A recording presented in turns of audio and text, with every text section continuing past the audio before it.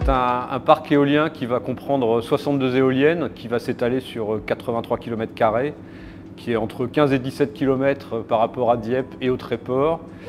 Et il fournira l'équivalent de la consommation annuelle de 850 000 personnes, donc ce qui correspond à peu près aux 2/3 de la Seine-Maritime.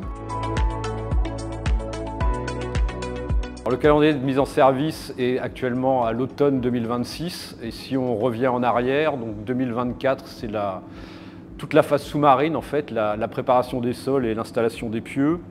En 2025, ça sera la pose des fondations, donc des jackets et de la sous-station électrique.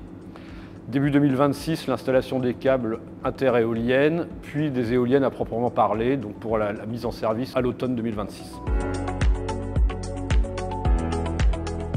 Le suivi environnemental est très important pour nous et nous avons un groupement d'intérêt scientifique qui est particulièrement dédié à ce suivi, donc qui comprend la définition d'un état de référence, c'est-à-dire avoir une image de l'environnement avant notre arrivée, avoir un suivi de l'environnement, donc ça concerne la faune et la flore pendant la phase de travaux, et ce suivi se continuera pendant la phase d'exploitation. Alors c'est un impact assez important, hein. C'est un projet qui frise les 3 milliards d'euros d'investissement, donc c'est loin d'être négligeable.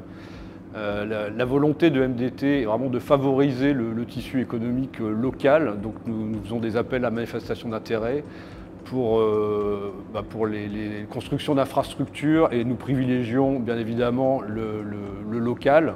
Et après, en termes de pérennité, quand le parc sera en exploitation, vous aurez derrière moi la base d'opération et de maintenance, donc qui sera armée par à peu près 70 personnes, qui sera chargée donc, pendant les 25 ans ou plus d'exploitation du parc, de la maintenance et de la gestion des éoliennes. Nous avons une enveloppe de 8 millions d'euros qui est destinée à financer ce qu'on appelle des appels à projets tourisme. Donc vous avez un processus de lancement d'appels, de dépôt de candidature et ensuite un comité de pilotage. Nous avons eu pas mal d'investissements au Tréport. Par exemple, nous avons participé à la réfection de l'estacade qui était endommagée. Nous avons contribué à restaurer des sentiers côtiers. Le chantier a des conséquences sur la pêche puisque c'est une zone de 83 km² qui est utilisée par les pêcheurs et dans laquelle on va donc installer des obstacles à la navigation et à la pêche. Donc l'idée c'est vraiment d'accompagner les pêcheurs, donc il y a des mesures de compensation individuelles. Notre travail à nous c'est vraiment d'accompagner en fait les pêcheurs à revenir ensuite dans un nouvel environnement.